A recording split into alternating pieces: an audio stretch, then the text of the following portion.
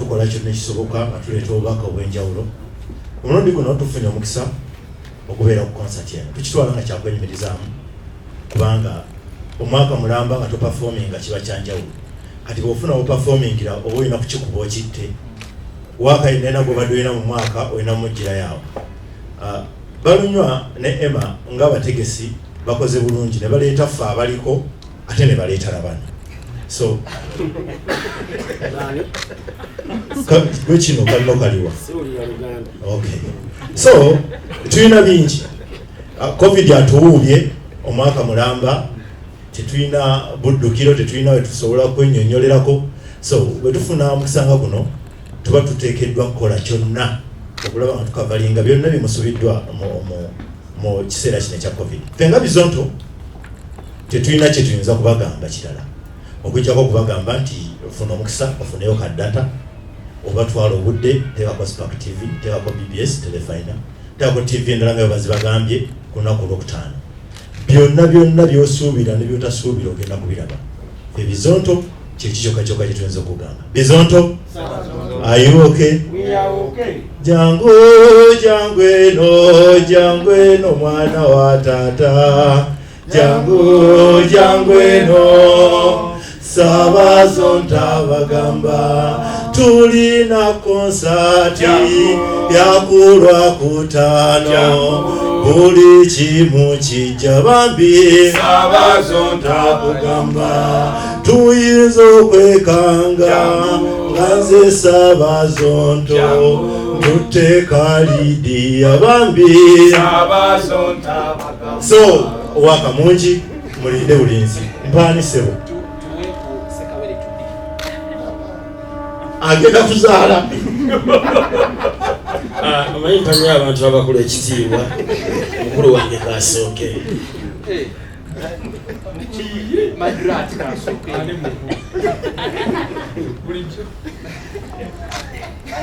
mbadde ensugwa bingi mukyakola ebyo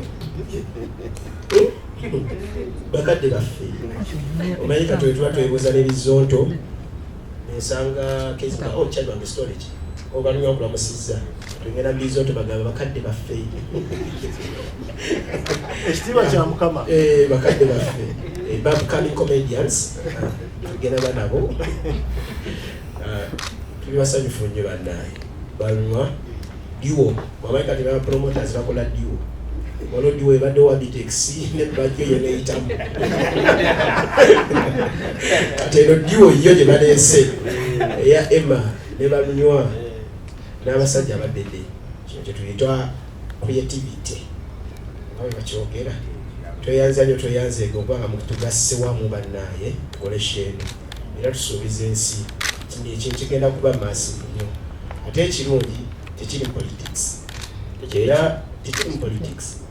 Abantu bonna bajja kugamba balidde bakoze eki mu kitwale gaye mwagala naye kino ekintu ate ne theme yakyo nze sibadde nagana okuddamu okukola paka we bali tutanga nekalakaasa ne lwa theme ennungi peace and love okulonda kubamu okulwanagana otemye munno opponent otayise munno omusse ogenda tunga otya ku ntaanaye nga n'abaana bagamba gwonzise naye twatulina ekyo okulonda tukutwawula n'omukulu yayi bakayimba kuba kulonda tunetonde obutebukola ki timutwawula tuli basanyufu nnyo Emma webale nnyo ne mukulu balunywa mwateekanga ebivu byabyalo naye katwala tuli waneeno mu Kampala ate nga bakoze ekintu ekyebbeeyi bwekiti nemutwala kasente Allahu Akbar kabira barakallahu fiikum era tugenda bakuba ekivulu mugenda kunyumira bannayuganda tubagamba MTN ebawadde GB 3 gumteekeko data wamabeere mungi abativi mbere ku TV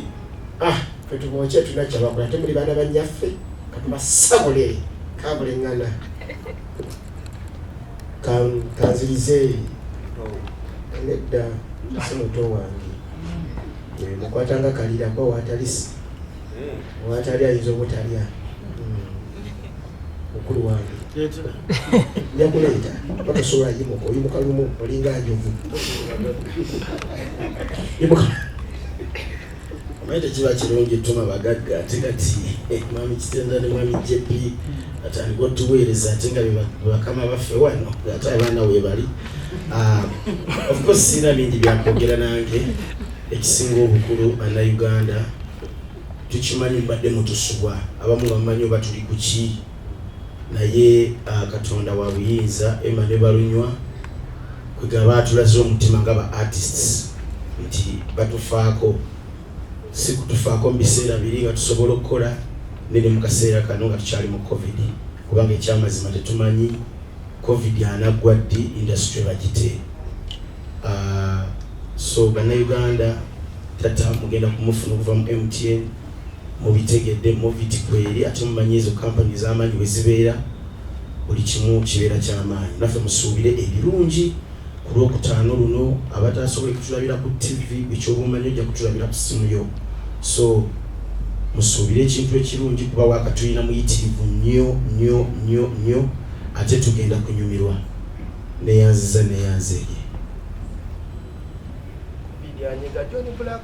nga tetukola era ne tumala tutwalayo emyaka emirala 2 nga tutudde butuuzi era kisobola okuba omuntu endooza n'agamba nti babaddewo nga tebalya era tetujja bakula era kibadde kitutaasizza.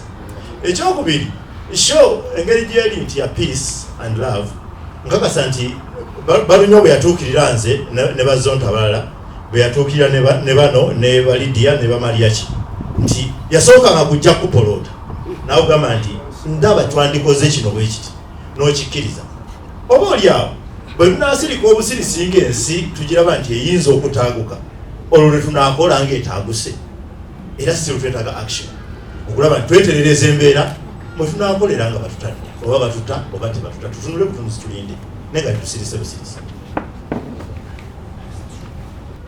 Jebaleko abali tubone mwena enagange bandita Kasada John John Black tujja wano ku nsonga ya UG Connect Peace and Love Concert azira chama nti tujja kwogera byonna byogeire ayinibwa kunga ku lunaku Olwokutaano kaneka ssaawa 2 mwidde mutubone tujja kuba endongo bakajja bujja okukyerera so mukole byabakobye ba sponsors MTN Moviti gamba abembi bona tuliwo mwidde tunomibe endongo talwanagana tayombagana omwami tokuba mukyala takuba mwami we violence ningi kyobona tusaze otulete kana akantu kamale kukubirowoozo zena njasanuka okubembera kubanga ebbanga libe yinene nga kibemberako abantu abali eyo naye nga tubenda ino omukama abakuume olunaku lwa independence mulubitemu nga muli basanufu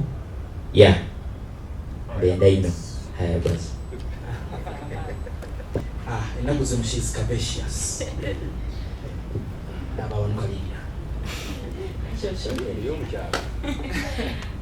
balamusiza bonna abatulaba eyo amanya eddoboozi the one and only Jasmine LJ again and again nga bwe mukimanyi bwe tukikola bannange this time round si kye kintu kye mbadde mulaba kubanga nzize ndaba online concerts zibaddewo but now nange eno nganze omuyimbi omubwenti I'm very excited. Very excited because webagamba nti abayimbi bayisa mwana bonna bali ku shame ate ngeri online tekibangawo ndozana mu kimanya ekyo ate nga egenda kulaga ne ku ZTV ate nga ne ku masimu kweri bannange kyakabi nnyo and I can assure you buli muyimbi ali ready. We've been rehearsing, everybody is excited.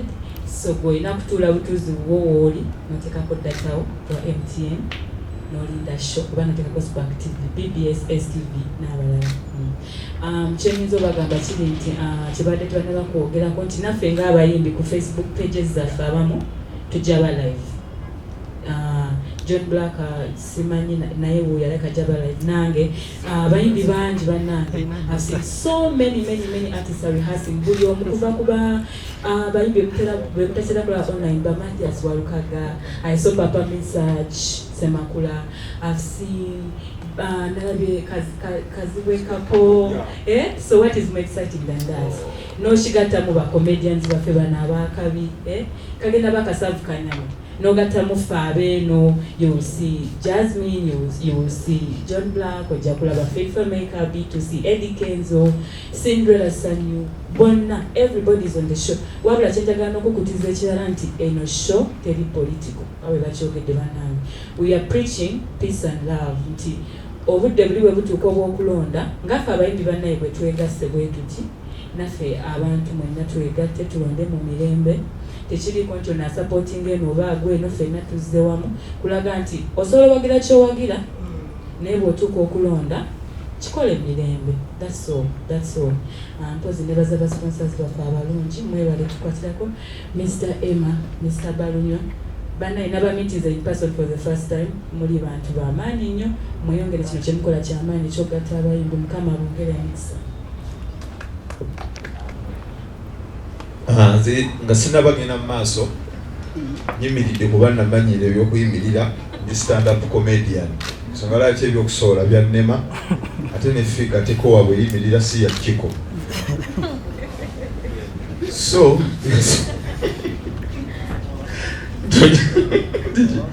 kikimugala so nze nsooka kwebaza bategesi, nsooka okwebaza omukulu Emma Events wamu ne Balunywa Promotions nga tunabakogera byonna biri mabega bye muteeseza mbiwulidde si bya bufuzi si byaki nsooka kubeebaza olw'ensonga wabanga yajjukidde n'amanya nti mu nsi waliyo Mariachi, waliyo Chiko, waliyo Bizonto, waliyo John Black, kwegamba n'abayimbi abalala bataliwo olwaleero lwa pulogulaamu z'abantu tumwebaza kula nti alaba nti ffe tusaanidde okusanyusa abantu ku lunaku olwo tumwebaza. Bangi bandibaddewo naye abamu ndowooza kyabakutte bali mu byalo kubanga bakozi bannaffe abamu baava mu Kampala bagenda mu byalo kulima kukola ki so embeera tebadde nnyangu. Muyinza okwebuuza omulala nga talabika oyinza omukubira nti owaye jangu tukole show ya speed nti nedda ndi Kabaale so ensonga ti abantu mbalabye naye nga tewali gwabadde tayagala kubeera bano so n'olwekyo nze mbeebaza. Kati ekivulu kino tekiriiko nti oba NAPU oba NRM oba DP oba ki kino ekivulu kya peace and love. Peace and love sejjeno name egatta bannayuganda bonna oba ovuganya ki mirembe. Ensonga lwaki nti ekivulu kiri olunaku lwa independence kuba ffenna tuli bannayuganda era tusanyukiramu nga Uganda ekuza amazaalibwa gaayo. Ensonga lwaki ekivulu kirina slogan egamba nti peace and love. So bwe kityo bwe kiri tetuli muntu oba kubanga ndowooza singa bibaddemu nti bya bufuzi oba kyesigamye nnyo mu kkala eno oba kyesigamyemu eri kkala nze ŋŋamba nti Walukaga bwe yandibadde eno wandibaddeyo Bebekulu ne Bebekulu taliiwo. Kiregeeza nti tetujjaga nti batunulidde kino oba eno wandibaddeyo gundi eno nga waliyo gundi oba waliyo Sebbaali eno waliyo gundi n'ekintu kya ddembe. Walukaga ffenna tumanyi wa sayidi eri n'oli wa sayidi ffe tukolako sejjeno show tetuliko bufuzi so n'olwekyo tusaba bannayuganda mwenna kituli kikunyumire bw'oba oli waka lunaku lwa independence teekako ssimu yo ng'eriko data oba ku tab oba ku kompyuta wonna wolabirawo fuli ya internet onyumirwe ekivulu kya independence nga tujja kusana Uganda kyekyokka era nsigadde mbagamba nti peace and love mirembe egyo kakwali tuyinza kubeera mu nsi nga tuyiwa musaayi. Okulonda kubeerawo kuba okulonda kampeni esookubeereza emyezi 6 naye ate ekibalamu ama ekyewunyisa okulonda kubeera kwa lunaku olwo lumu kati lwaki olunaku olumu lusaanyaawo ensi kate yaliwo before nga n'okulonda tumanyi tubakulibeerawo so n'olwekyo mirembe na bwenkanya kyekyokka tubali kirala nyanza neyanzeege sigadde ndi potable guy musajja alina figa etwaleka ku buko MC Mariachi naye nga embeera etulenga ere bulungi neyo yetwalibwa ku buko toyanza nnyo Mariachi ndowooza tukwataganye bulungi nnyo eri abamawulire. Nsaba okweyanza bannaffe ba artist ne ba sponsor baffe MTN is our main sponsor mu show gye tugenda okukola UD Connect. As usual Movid tutambula ffenna buli kaseera naye ali on board twagala bategeeza nti nno twakwataganye Balunywa promotion ne promotions ne tujja n'ekipya tetukyuka ng'ensi bw'ekyuka kitwagala ne abawagizi baffe abalabi b'olukoba mukkirize tubakyuse tubatwale mu kipya ekya scientific nti twakyusizza radical ne tugenda mu scientific tugenda kuba ku endongo esookedde ddala mu kiseera kino ng'erina ba artist 40. Session eno gye tubatwalamu buli muntu oyo ogenda okulabira teekateeka yaffe ennungi nnyo tubagamba nti ekyakukwataganyiza ne MTA olwokuba nti ye coverage esingayo obunene mu communication abantu buli ku ssimu yo wooli kyeno ogenda kuba ogiraba. Tulina media houses ez'enjawulo ezazze on board zetuli nazo omuli NBS TV egenda kubeera gasheno live, Sanyuka TV egenda kubeera gasheno live, as well as Spark TV ne BBS Refiner nayo eri on board ne STV nayo yazze on board. Kitegeeza nti buli muntu gy'oli ku Friday no Independence, just get ready. Essaawa 2 zennyini atana charginga simu so that tulina data atana charginga simu yo tuninga TV ogenda kuba olaba sheno bulungi nnyo. Twakolaganye ne Feno Records okulaba nti no tubatuusaako sheno obulungi ennyo munyumirwe. Tusaba abalabi baffe abawagizi ba industry yaffe ya art okulaba nti mwetegekera ekipya ekize gundi gwe okitegeera. So twagala bagamba nti twetegese bulungi nnyo, ba artist mubalaba beetegese bulungi nnyo era bwe tuba tuddayo mu rehearsal kubanga abalala be mutalaba wano bali mu rehearsinga wali bwe tuva wano bano bwe mulabyeko baddayo rehearsinge tuli mu kubatuusaako olukoba oluteeketeeke obulungi. We have a number of 40 artists era nga bwetubanyonyodde nti mulimu bangi sobola nabamenya wawukaga Misa Kisemakula, B2C, Cindy, Kenzo, bangi. So mu mbeera eyo bannayuganda twagala tubagambe nti eno trend gye tugenzeemu mu kaseera kano twagala muvundire mu nju nga temusanyuka okugamba nti katweteeketeeke ne munnange ma promotions okubawaayo ekipya at this time. Kyeno genda kuba eragibwa ku mikutu gino. Abatagenda kwera ku TV tulina Facebook page ezigenda okubeera live.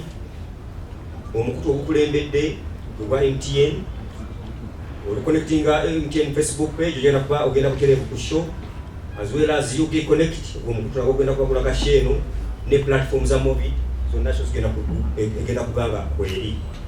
So tubasaba nti no Independence nakulukulu omulamwa ogusinga obukulu mu sheno gwe tutunuulidde wa peace and love. Lwaki twatunuulidde kino ekifaana bwe kityo?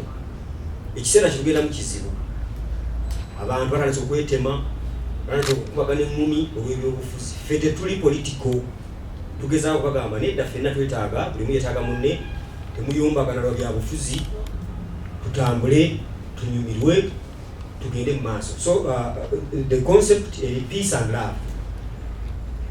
Nawulidde abantu boogera ebyekijegajega nti babeera babufuzi oba baba balunywa. Eno show teriimu politics yadde element entono bweti. Ffe tukola show yaffe era kye mbamulaba nti kampani zino ebbiri tezeetaba mu byabufuzi. Lwaki tuli on board nazo okulaba nti tewabaawo munnabyabufuzi yenna abeera eyo ebbali n'alaba amaanyi ga sheno n'ayagala okubuukirirako n'agyetuuma. So mu mbeera eno ffe tuli mu kusanyusa abantu baffe bannayuganda tubakuba engalabi banyumirwe. Mwebale nnyo. Tweyanza nnyo Juma Balunywa, twagala okwebaza nti tuli mu kukola ebintu bya politics. Kampani zino bbiri bwe tubanga show gye tugenda okukola tukugambe ya data okitegeera n'ofuna MTN netukugamba nti no kakati ate nine Movit bwe tukoze naye ebbanga kozinga obuusabuusa Balunywa ne Movit emyaka 15 tukola ffenna. This concept mu ba artist bennyini babadde mu nyumba nga bavunda naffe bapromota nga tuvunda okuvunda sikwa sente naye kuba nga tokola kubanga every artist alinga musambi wa mupiira omusambi w'omupiira bw'ayita awo wavuga nasanga nga wali abasambira ku kasaawe n'ayimirira alabako egirabwa alina ku ngatonkoone mu wano otegera kakati twatulina abantu abasinga ntibagamba guys tulina ekiga kyetwagala okukyusa singa embeera eno etambula bweti netumala emyaka 3-4 nga covid waali tufiire mu nju tugezeseeyo enkola empya esobola otuwa ekifaananyi tusobola okukola nga tuyita wali. That's why to approaching zero companies era ezimu ku supportive ezisinga mu sheno zavudde mu MTN na Movit okulaba nti ebyo ebitasoboka oba ebisobola okubeera ebyetaagisa sente ne tuyingiza mu companies zino. Kakati ba artists buli artist yetaaga okugezesa enkola nti bwajja platform eno anasiba wadde mubiraba nti abaseera bali sokolayo show buli nateekayo online yemu. Kakati netugamba nti olwokuba tuli bangi bwe tunagamba nti tusasuza abantu sente online ojja kusanga nti namba gye twagala okwapologinga tejja kukola ki tejja kutuuka. MTN come on board teekawo data Movit jangu waliwo buno omuntu bwetagala okulaba nti nno tufuna media coverage egende yingira waawo ba artist weetuli fe abategeka weetuli fenna. Kati enkola gye tuli mu kulonkinga olwaleero tugeza bagamba bannayuganda nti embeera ekyuse essaawa yonna we are turning this concept from the biveera ono yabadde anangira okugiza ku digital. Kakati fenna be mulaba wano netugamba nti katugezese kubanga babizondo mubalaba bulijjo mubalaba abantu ababateka ku social media nabana kati tusobola okukola ekivulu nga kyawamu netubanga tukikola nga tetusasu nga abantu ne bajja ne batulaba kati ekyo idea gye twabaguza era netusalawo okugironkinga olwaliro kasa twafuna brand zino ezategedde nnyo konsi netugamba tukole ki tukiwumbe tutya kofe nedde embeera gye tugenda mu nzibu eri politiko yakwawula yawula mu bantu tugambe nti nga bwe twegase. That's why share tutugamba UG connected okigera bannayuganda tukole ki twegatte naye lwaki peace and love. So yembeere yengeri gye twakufumbyemu okulaba nti no tukolere wamu nga tekirimu fund nti abantu batusasule tufune ewaddako mugenda sasula naye na wano MTN izo gamba kati zino sho tujja kusala nga amagezi ne Movit fa abantu baffe tubawenga badabi bulabi toza nkuze mbulungi okusinzira ku online shows zibadde bakola nga bantu bali tulaba bali basiranga ne kuteeka ku YouTube twagala ekyo twakituuseeko nti content ono ali mu kuva mu concert yetu twali ne meeting ne sponsor baffe ne artist nti buli muntu agenda kugenda tetulina rights za content kati ba promoter bamuvunanyizibwako is a public tugabye omufuna wosobola omukozeseza after this you are free yensonga eyo sebo munansonyiwa ngenda kusaba kujjako mask kubanga era njagala mulabe nga nsmiling essanyu lyennyina ate ekyokubiri oluganda lwange lwa bikonde nnyo so munansonyiwa nja kwogera mu Luganda olutonotono bwe mmanyi mu Luzungu. My name is John Paul Okwi. I'm not the brand manager. I'm the manager in charge of sponsorships and events at MTN. And we are very, very excited to be a part of this concert, the UG online, the UG Connect online concert. This is Banga libadetene tetulaba abantu baffe bayimbi baffe nze DJ Jasmine badde ntanse n'omwerabira wafaanana naye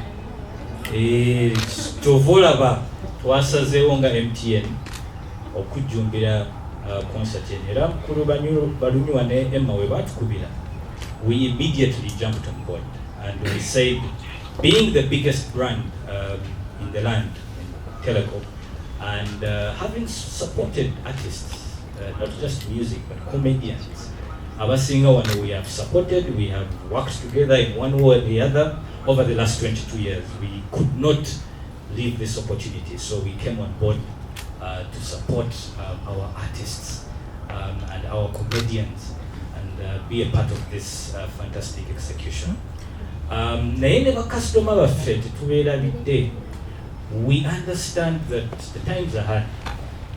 We are living in a very challenging environment now. Sometimes because of the pandemic, businesses are affected, because livelihoods are affected. So we want to ensure that even our customers are able to watch this concert. And that's why kino batukiyise tutya data bonanza, Mr. Balunyu. Data bonanza, tugenda kugaba bugabi. What is happening is that for this concert, it has never happened. MTN has never done this before. But because of the excitement with which we want Ugandans to rally behind this concert, under the peace and unity theme, we as MTN are going to enable the watching of this concert through provision of data to our customers. And how is this going to happen? Like I said, this has not happened before. Effective tomorrow, we are going to start giving out 3 GB worth of data to everyone who does the following. So we shall do Wednesday, Thursday, Friday, and Saturday during the concert. On Friday evening during the concert. We are coming up with a very, very simple campaign or mechanic for you, our customers, to win 3 GB worth of data. All you have to do between tomorrow and Friday during the day, let's begin with Wednesday to Friday during the day. What we are asking you, our dear customers who have struggled with data, we want you to simply download the Ayoba app. We have a fantastic app called Ayoba, and what Ayoba does, it enables you to send instant messages. It is free. So all you have to do is go to your Ayoba, download it in the App Store, take a picture of a screenshot of the concert. We have very good images of the concert between tomorrow and Friday during the day. Share a screenshot on Ayoba with your friend, colleague, and post it on our MTN UG Facebook page, and you will be sent 3 GB worth of data. This concert starts from 8 o'clock up to 11. Believe me, you're going to need some good amount of data to watch it online, for those of you who are going to watch online. So we want to start enabling you to do that. However, it even gets a lot better. During the concert itself, on Friday evening, on Independence Day, we want your data to be independent. And from 8 o'clock up to 11, the whole duration of the concert, if you download your Ayoba app, take a picture of a screenshot of the concert. Maybe you're watching it on TV,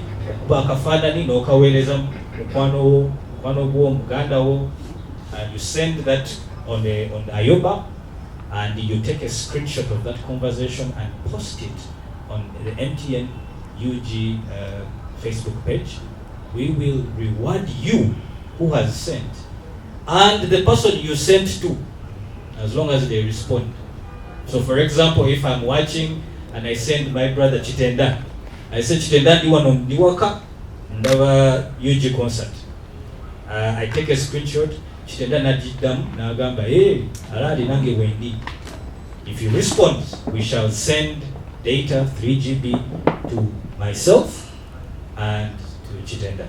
So we are saying we want you to watch this concert because the artists have been preparing. I had an opportunity to see them practicing and prepare for this concert, guys. We have not had this kind of thing before. And as MTN, we couldn't miss being part of such a great experience. So, bakasitoma baffe, ka promotion keeko tubaweereza. It has never happened. We have millions of data worth giving away, and all you have to do is download the Ayoba app, chat up your friends, your family, take a screenshot, and stand to win 3 GB of data and enjoy our artists, Madrat, Chico, Bana, nobody one. What's the sample in this? Thank you so much. We are looking forward. We're excited. Thank you. Special appreciation to Balunywa Promotions and Emma Promotions. Thank you very much for giving us this opportunity to be a part of this fantastic experience. Thank you. Thank you so much, JP. Nze head of marketing w'ekitongole kya Movit. Tuli basanyufu nnyo ddala okubeera nga tufunye omukisa guno. Ffenno ne Balunywa tuli ba Luganda era wabeera tubeerawo nga tukola kubanga tuwa omukisa okutuuka ku bakasitoma baffe. Guno omukisa ate gwabadde munyuvu nnyo kubanga tubadde tetulina busobozi butuuka mu bakasitoma baffe. Ndowooza mutumanyi Movit tuli bakubi ba kivulu, tunyumirwa entertainment, tunyumirwa abantu nga basanyufu kubanga nga bwe tugamba nti all day confidence, omuntu yenna bw'alabika obulungi aba n'amaanyi agasanyuka, aba n'amaanyi agacyamuka, kati twagala nnyo okubeera mu mbeera eyo. So eno show yatuwadde omukisa guno, ate twagala nnyo entertainment, twagala nnyo okusupportinga abayimbi, naye ate nga twagalira okukozesa omukisa guno okweyongera okupushinga abantu abannayuganda ffenna okumanya nti still tulina okusigala nga tuli safe, ate tulina okusigala nga twekuuma. Era nga ffe nga Movit tuvuddeyo ne tugamba nti no katwegatte ne Balunywa Promotions ne Emma Promotions ne baganda baffe aba MTN, kubanga era nga corporate bodies tulina okukolera awamu okulaba nga bakasitoma baffe tubaddiza ate era ne tubasanyusa. So tweyanziza nnyo Balunywa Promotions ne Emma Promotions kutuwa omukisa guno, era nga tugenda kubeerawo ne bakasitoma baffe. Kati no ffe nga Movit twagambye nti nno bw'okuggyako okubeera nti nno yes tulina akasente ke tukutte ne tukwatagana n'abaami bano, twagala kubeera nti no tusigala nga tu-encouraging abantu okunaaba engalo, okusigala nga be-protectinga, ne tugamba nti no bakasitoma 5 abanaasooka okulaba sheeno ku peegi zaffe eza Movit bonna bagenda funa package ng'erimu soaps, erimu mask, erimu ne sanitizer, babeere nga basigala nga beekuuma era bonna bajja kuwangula. Okwono kwotadde n'okubeera nti nno abayimbi bonna bagenda okubeera ku sheeno bajja okufuna omukisa okutwala package ewaka eya Movit. Kubanga nabo era bakasitoma baffe ate balina okulabika obulungi, naye okusinga okwekuuma. Tetwagala kuwulira nti Lydia Jasmine ate teyeekuumye bulungi, twagala okulaba nti no tusigala nga tulina ke tuba providingira bonna babeere nga balabika bulungi, nga beeyagala, nga basanyufu. Era ffe tuddamu okweyanza okusinga bakasitoma baffe. Nze sandi tudde wano nga mmwe bakama bange abansasula temuliiwo. So nebaza nnyo bakasitoma baffe okutwagala n'okuwagira ekitongole kya Movit Products Limited era mu tusobozesa okubeera wano. Neyanza nnyo, mwebalire ddala. Abaana babuuza ne Madrat onamwayo ka Movit. Ate wesita wa Madrat kiko naawaani. Anyway, jokes aside, thank you so much Movit okubanga mukkiriza mu entertainment industry y'eggwanga Uganda. Thank you so much MTN. Kakati bakabwejumbira bennyini abagenda osanyusa abantu. List nene nnyo, tugambye tulina abagenda okuperforminga over 40 ba comedians, ba DJs, then ba artists. Tulinako a pass, tulina the beautiful Lydia Jasmine, ennaku zino otaddeko omubiri ebifaananyi tweyanza. The big company on board. Ne tuziraga eri eyo ate ne ziraba nga concept nnungi ne ziyingiramu ne zikavalinga cost ezo. Mu ndongo tutyamu ekintu kimu nga business endala zonna tutyamu mabwa. Amabwa y'endongo ng'ekusaze n'ovaawo n'ogwa n'eddalu kubanga tukola ebintu n'okwata ssente milioni 10 n'oziteeka mu ndongo nga toli sure tolina bantu kasenge wabasibira ngenda kukeera ku makyamba tebagende bansasule naye n'olisikinga n'ogendayo. So mu kino twarisikinze naye ne twanguyirwa ate okulaba nti tuli mu kutunda ekintu ekipya. Kasa twafunye company eya MTN mu areas ezo ziri digital wesinga okumanyikira n'obwakafulu bwayo we buli. Ne tufuna Movit nejja nange njaba supportinga yoko ewantu kyatwanguyidde okulaba nti no tukavalinga cost ezalibadde sobola okutulemesa share. So tetulina mabwa getugenda kufuna bwe bakiyingidde kati twasize okulaba nti gutebunya nti buli muntu ali mu kwogera ku UG Connect. Lwakuba nti abantu abalwawo okugatta ebintu yayagala kyangu abayinza babawadde sente za gavumenti okitegeera kulowooza kyanguwa naye tugamba bannayuganda nti tulowooze ewazibu osobola okubuukawo. Lwaki mugitumye peace and love? Peace and love. Bwe twagatta emitwe fembi kubanga bulijjo tukola ebivu ne tugamba nti tukoze show abanene basisinkanye. Oitasobola kubuza nti lwaki waluza ku banene basisinkanye. Oba tunulidde concept yo nogamba bwe nagamba nti abanene basisinkanye omuntu ajja kusigala mu nju. Kalokwa nti tugenda heading politics esaawa zino we twajje engombo ya peace and love. Ebintu bingi ebibadde biyitamu mu bululu obwo obuweddeawo mu primaries abantu ne beeyuza olw'okozi obumyufu kyegere nga baagala kwefumita. Kati tugamba tufuneyo omulamu ogutegeeza nti nno twetaaga okukwatagana ng'abantu oba akalulu weekali oba tekaliiwo nga mu butuufu bwe tutunda concept efaana bwetyo ne bwoba gwe kati bwebanga gwe toyagala mirembe oba oyagala ki. Kati tuza nti kyetwanguyirira nti abantu bajja kutegeera mangu kyetwagala tubalaba tugamba yugi connect peace and love. Ffenna tuconnectinge ku nsonga egi y'okwagalana ebyobufuzi tebitwawula. Kuyita byajja mwakozesezza okulonda abayimbi n'abantu bonna bagenda okubeera kuno bwabakyali bwaffe nti Mariachi oyo gw'olaba kyali wange Bamadrati bwe tubadde tukola abantu nabo olaba ku sheno bwe tubadde tuwangaala nabo nga tukola show zino tewali mupya nnyo agamba nti balunywa simumanyi simumanyi kati twatudde nabate nabo ng'abantu babadde betaga platform bali wakati bakyakola kati ng'agamba katuveeyo tulabe nti olwaliro nkuwa ekyokulabirako singa Mariachi ono amala okufuna amaanyi ga sheno kino kisoboka enkya concert tugenda kugikola ya Mariachi ngeri wero organized era abantu bagirabe asigale nga akyali popular dani okusinga okuzinga emikono abera nti why baatuggala. Yes kakati abadde bakipoliticizing bonga balowooza nti mumuyina byammwe bye mukusa mukyogerako kyekyo basobola obutaba bakyamu olwa embeera gye tulimu olwaleero kuba essaawa zino era naffe ekirowoozo kyaffe twakijjaawo we tuli tugenda mu byabufuzi tugenda mu bya kulwana n'ebisigadde bo naffe era we twava nga tulabye embeera yaliwo ono simala jjeko emundu simala nakuba amasasi nakola atya netutulamu ne tugamba naye olowooza bano abalinga abooluganda we bakoledde ekintu ekyo kati bali ate abalala bazze ono mulala nono mulala no mulala kati ate bagenda kusisinkana kati tugamba essaawa zino kye tuba tulina okutunda tutune nnyo sayidi awo abantu bajja tuwa amatu kati n'abantu okubeera nga bakirowoozeza batyo basobola obutaba bakyamu kuba ate era situdiyo ekyo ekiriwo oli alowooza ku byaki bya bufuzi bya gavumenti bya ssente n'ebirala naye sisuubira nti brandi ye MTN esobola okuyingira mu byobufuzi sisuubira nti brandi ya Moviti esobola okuyingira mu byobufuzi kati ne ssente ze tuba twetaaga nti bagamba nti wa gavumenti bawadde ssente MTN ezirina kati ate bwe tuba MTN etuwadde ssente zaayo Moviti etuwadde ssente kati ate eza gavumenti tuzaagazaaki naffe brandi ezaffe tosobola ziyingiza mu byabufuzi brandi ziri nnya ema promotions onye promotions Moviti MTN tesobola kuyingira mu byabufuzi so ezo zennyini ennya zeemalirira okusobola okuyingirizaawo ekintu nga tubadde tukirowoozezza nga kirungi mu kiseera ekituufu. Kati abantu mbakakasa nti nimugenda beerako shegenda beerako ku NBS Kasamuka TV era ku budde obwo mu baganda.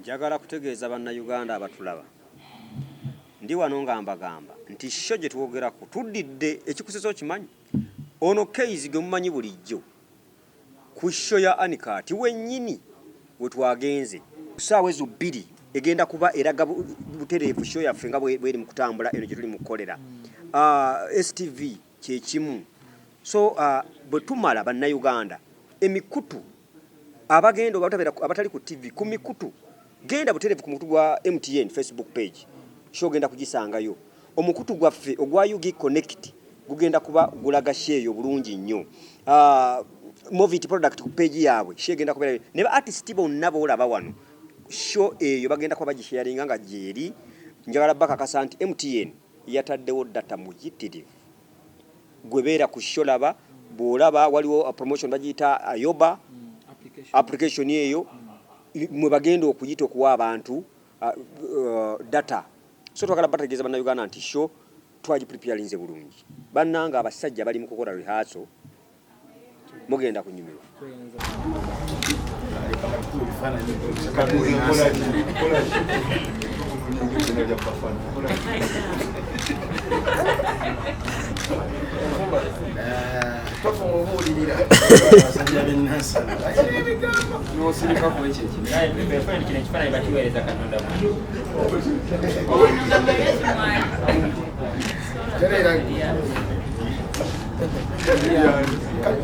Pabenda jera suwatu tumanyi gambi abane tukoye